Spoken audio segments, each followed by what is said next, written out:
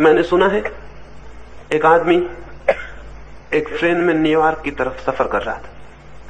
एक बीच के स्टेशन पर एक युवक भी सवार हुआ। उस युवक के हाथ के बस्ते को देखकर लगता था वो किसी इंश्योरेंस का एजेंट होगा। उस बूढ़े आदमी के पास वो बैठा। फिर थोड़ी देर बाद उसने पूछा कि क्या मां से आप बता सकेंगे आपकी घड़ी में कितना बजा हुआ है? वो बूढ़ा थोड़ी देर चुप रहा और उसने कहा, क्षमा करें, मैं न बता सकूंगा। उस युवक ने कहा, क्या आपके पास घड़ी नहीं है? उस बूढ़े ने कहा, घड़ी तो जरूर है, लेकिन मैं थोड़ा आगे का भी विचार कर लेता हूं, तभी कुछ करता हूं। अभी तुम पूछोगे कितना बजा है और मैं घड़ी में बताऊंगा कितना बजा है। हम दोनों के बीच बातचीत शुरू हो जाएगी। फिर तुम पूछोगे आप कहां जा रहे हैं? मैं कहूंगा न्यूयॉर्क जा रहा हूं। तुम कहोगे मैं भी जा रहा हूं। आप किस मोहल्ले में रहते हैं? तो मैं अपना मोहल्ला बताऊंगा। संकोच बस मुझे कहना पड़ेगा, अगर कभी वहां आए तो मेरे घर भी आना। मेरी जवान लड़की, तुम घर आओगे, निश्चित ही उसके प्रति आकर्षित हो जाओगे। तुम उससे कहोगे कि चित्र देखने चलती हो, वो जरूर राजी हो जाएगी। और ये मामला यहां तक बढ़ेगा कि एक दिन मुझे विचार करना पड़ेगा कि बीमा एजेंट से अपनी लड़की की शादी करनी या नहीं करनी। और मुझे बीमा एजेंट बिल्कुल भी पसंद नहीं आते, इसलिए कृपा करो मुझसे तुम घड़ी का समय मत पूछो। इस आदमी पर जरूर हमें हंसी आ सकती है, लेकिन हम सब इसी तरह के आदमी हैं।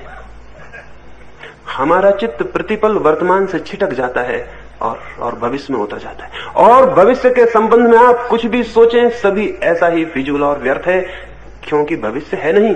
जो भी आप सोचेंगे सभी कल्पना, सभी इमेजिनेशन। जो भी आप सोचेंगे वो इसी तरह का झूठा और व्यर्थ है, जैसे इस आदमी का इस छोटी सी बात से कि घड़ी में कितना बजा है, इतनी लंबी यात्रा पर कूद जाना।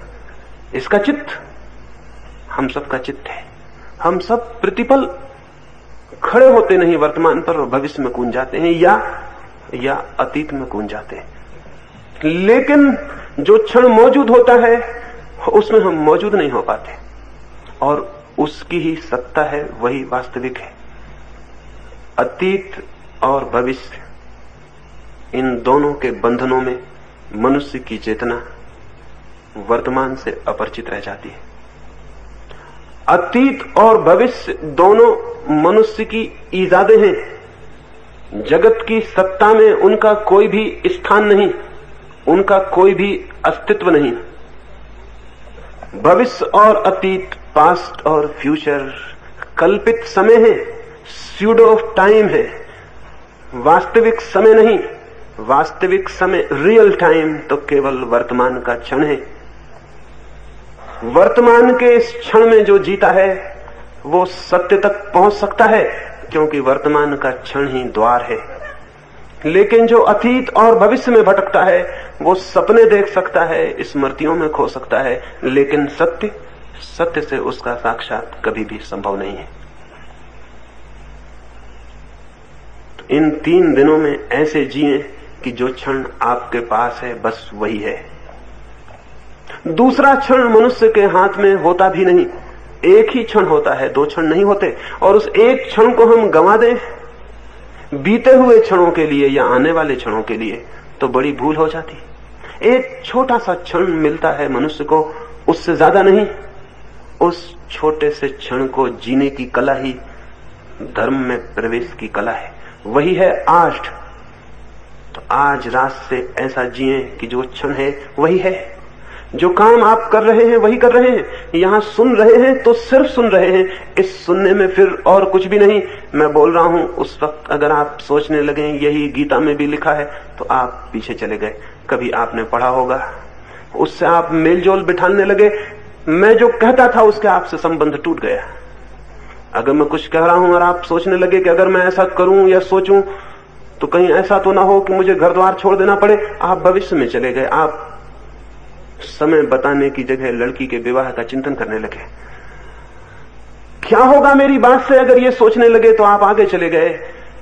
क्या पुरानी बातों से मेल करने लगे तो पीछे चले गए और वंचित हो गए उस बात को सुनने से जो मैं आपसे कहता था। जो मैं आपसे कह रहा हूं, अगर उसे ही सुनना है तो सुनने के क्षण में फिर और कहीं आप नहीं होना चाहिए। लेकिन ये केवल सुनने के लिए नहीं हो सकता। ये तो तभी हो सकता है जब हम 24 घंटे ऐसा जिएं, जब आप पानी पी रहे हो तो सिर्फ पानी पिएं, और भोजन करते हो तो सिर्फ भोजन, और रास्ते पे चलते हो तो सिर्फ रास्ते पर चलें, और उस क्षण को ही समझ लें कि इसके आगे कुछ नहीं और पीछे कुछ नहीं, यही है और इसी में मुझे पूरी तरह मौजूद होना है। ये तो पहला ध्यान रखने का है इन 3 दिनों में। कठिन नहीं है, ख्याल में आ जाएगा तो बहुत सरल है। कठिन तो वो है जो आप कर रहे हैं, जो मैं कह रहा हूं वो तो बहुत सरल है, लेकिन अपने पैर पर जूता चढ़ाने जैसी सरल बात भी मुश्किल से ख्याल में आती। कठिन वो है जो आप कर रहे हैं, जिस ढंग से आप जी रहे हैं वो जीना एकदम कठिन है। आश्चर्य है कि हम जिए चले जा रहे हैं। जो मैं कह रहा हूं वो बहुत सरल है। यहां से लौटते वक्त उसका प्रयोग करते लौटें, और कम से कम 3 दिन तो कोशिश करें। हो सकता है 3 दिन में उसकी सच्चाई दिखाई पड़ जाए, और फिर जिसकी सच्चाई हमें दिखाई पड़ जाती है उससे इस जीवन में अलग होना कठिन है। 3 दिन के लिए हिम्मत करें, पीछे को छोड़ दें। छूट गया है अतीत आपसे, आप व्यर्थ ही उसे पकड़े। कहां है वो? कल का दिन अब कहां है? बीता क्षण अब कहां है? जो गया वो जा चुका, जो अभी नहीं आया वो नहीं आया, जो है बस वही है। 3 दिन देखें, एक एक पल जीकर देखें, आगे पीछे नहीं, मौजूद में, प्रेजेंट में, वर्तमान में। सुबह उठें तो ऐसे ही बस यही है, दोपहर यही है, सांझ यही है। जो क्षण सामने आए उसको इस तरह लें जैसे इसके आगे पीछे और कुछ भी नहीं। बहुत हैरान हो जाएंगे। इस ख्याल से जीने की गति और ही हो जाती। एक बहुत अद्भुत शांति क्षण में जीने से शुरू होती। आदमी कभी शांत नहीं है। सुनते हैं एक बार सिर्फ सारी मनुष्य जाति शांत हो गई थी एक क्षण को। कोई बहुत होशियार आदमी ने तरकीब निकाली थी, तब कहीं ये हो पाया था, लेकिन ये बहुत पुरानी घटना है, आप में से किसी को भी याद नहीं होगी। किसी किताब में नहीं लिखी गई, क्योंकि किताबें बहुत बाद में लिखी गई, ये उसके पहले की घटना है, और शायद आपने सुनी भी ना होगी, क्योंकि बहुत ही मुश्किल से किसी को ये पता है। एक बार एक समझदार आदमी ने एक तरकीब निकाली थी कि सारी मनुष्य जाति को शांत रहने का अनुभव करा दे। उसने ये अफवाह उड़ाई सारी दुनिया में कि चांद पर भी लोग रहते हैं, अगर हम सारे लोग बहुत ताकत से चिल्लाएं तो शायद वे सुन ले। तो सारी पृथ्वी पर एक खास नियत दिन, खास समय पर सारे लोग जोर से हो की आवाज करके चिल्लाएंगे। ये अफवाह उड़ा दी। सारी दुनिया में बड़ी उत्सुकता से उस दिन की प्रतीक्षा की गई। वो क्षण आ गया, वो घड़ी आ गई, वो पल करीब आने लगा। सारे दुनिया के लोग बच्चों से बूढ़ों तक तैयार थे, क्योंकि सारे लोग चिल्लाएंगे तो ही शायद चांद तक रहने वाले लोगों तक आवाज पहुंच सके और उनसे संबंध पैदा करना था। ठीक क्षण भी आ गया, लेकिन कोई भी नहीं चिल्लाया, क्योंकि हर एक सोचता था कि मैं चुप रह जाऊं तो इतनी बड़ी आवाज सुनने का मौका फिर दोबारा आने वाला नहीं। सब चिल्लाएंगे, कितनी अद्भुत आवाज होगी, मैं सुन लूं। और एक के न चिल्लाने से क्या फर्क पड़ेगा। दुनिया में कोई भी नहीं चिल्लाया, और वो एक क्षण टोटल साइलेंस का क्षण था, क्योंकि सभी प्रतीक्षा कर रहे थे। कोई भी पीछे के ख्याल में नहीं था, आगे के ख्याल में नहीं था। इसी वक्त एक घटना घट रही थी कि सारी दुनिया में सारे लोग चिल्लाएंगे हो, और इस आवाज को हम सुन लें। उस क्षण उस अद्भुत होशियार आदमी ने बड़ी तरकीब का काम किया था। फिर बहुत समय से ऐसा कोई काम नहीं हुआ, और आदमी की जिंदगी में कोई शांति का क्षण नहीं। उस वक्त सारे लोग हैरान रह गए थे। उस पल के बीच जाने पर लोगों को पता चला था कितनी गहरी शांति संभव है, क्योंकि उस क्षण कोई पास्ट नहीं था, कोई फ्यूचर नहीं था। एक उसी पल में घटना घटने वाली थी। जरा चूक गए तो चूक गए, तो सारे लोग सचेत, और प्रत्येक आदमी ने सोचा था मैं सुन लूं। सुना सबने, आवाज नहीं सुनी, शांति सुनी। आवाज तो हुई ही नहीं, लेकिन साइलेंस सुनी। देखें कल से एक एक पल में थोड़ा खड़े होकर, हो सकता है वो शांति आप भी सुन सके, और वो सुन ले तो आपकी जिंदगी दूसरी हो जाती। अगर आप नहीं मानेंगे इस तरह, तो हो सकता है मैं भी किसी दिन अफवाह उड़ाऊं और फिर इस तरह की कोशिश करूं, लेकिन बड़ा कठिन है। आजकल आदमी बहुत समझदार हो गया। पुराने दिन की बात है, लोग राजी हो गए होंगे चिल्लाने को, अब तो शायद ही कोई चिल्लाने को राजी भी हो। और राजी भी हो जाए तो भी शायद शोरगुल सुनने के लिए कोई ना रुके, क्योंकि वैसे ही बहुत शोरगुल हो रहा है और अब उस शोरगुल से भी कोई फर्क ना पड़ेगा। ये तो पहला सूत्र है, पल पल मोमेंट टू मोमेंट जीने का। दूसरा सूत्र, हम निरंतर एक अजीब बीमारी से ग्रसित हैं और वो बीमारी है अत्यधिक व्यस्त होने की, ऑक्युपाइड होने की।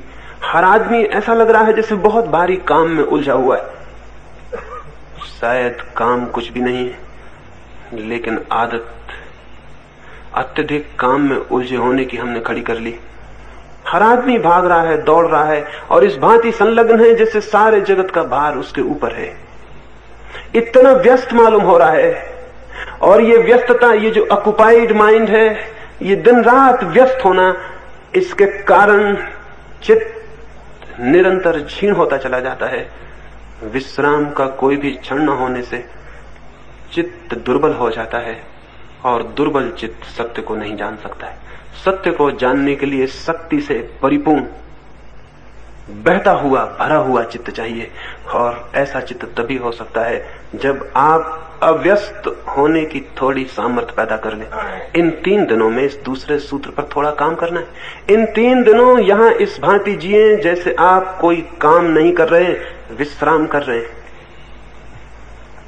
कभी आपने देखा आकाश में सांझ को चीलें आकाश से उतरती हैं, तब उनको देखा वे परों को फैलाकर अत्यंत विश्राम में हवा पे डोलती हुई धीरे धीरे उतरती आती। कभी ख्याल किया? कभी चीलों के पर देखे तुले हुए? न तो पंखे हिल रहे हैं, न वे हवाओं में तैरने की कोशिश कर रही हैं, उन्होंने सिर्फ पंख छोड़ दिए हैं और हवाओं पे सवार हो गई हैं। हवाएं उन्हें धीरे धीरे नीचे उतारती ला रही हैं। सारी प्रकृति इसी भांति विश्राम में जी रही है, सिर्फ मनुष्य को छोड़कर। मनुष्य अति तनाव में है और उसे ख्याल भी नहीं है कि इतना तना हुआ होना, इतना व्यस्त, इतना उलझा हुआ होना ही उसे वंचित कर रहा है किसी सत्य को, किसी आनंद को जानने से। तो इन 3 दिनों में अत्यंत शांत और अव्यस्त, जैसे आप कोई काम नहीं कर रहे हैं, विश्राम कर रहे हैं, इन 3 दिनों को सब भांति आध्यात्मिक छुट्टी के दिन बना लें, स्पिरिचुअल हॉलीडे समझ लें। साधारणतः छुट्टी हम मनाते हैं वो भी शरीर की छुट्टी होती है, मन की छुट्टी नहीं होती। इन 3 दिनों में मन को भी छुट्टी दे दें। इस भांति जिए जैसे कोई भी काम नहीं है। और यहां क्या काम है? आप बिल्कुल बिना काम है यहां। और इन 3 दिनों को बिल्कुल ही ऐसे गुजार देना है जैसे कोई सो के विश्राम करके गुजार देता है। तो इन 3 दिनों में आप पाएंगे आपका मन एक नई ताजगी, ऊर्जा और शक्ति से भर गया। और ये शक्ति बहुत जरूरी है। इस शक्ति के बिना कोई रास्ता नहीं है कि आप तय कर सकें। लेकिन अव्यस्त होना जरूरी है, कोई ऑक्युपाइड चित्त की दशा ना हो। लेकिन हम तो, एक आदमी को मैं देखता था रोज सांझ वो घूमने जाते थे, लेकिन घूमने भी वो ऐसे जाते थे इतनी तेजी से कि जैसे किसी युद्ध पर जा रहे हैं। तो मैंने उन्हें टोका और मैंने कहा कि आप किसी लड़ाई पर जाते हैं रोज?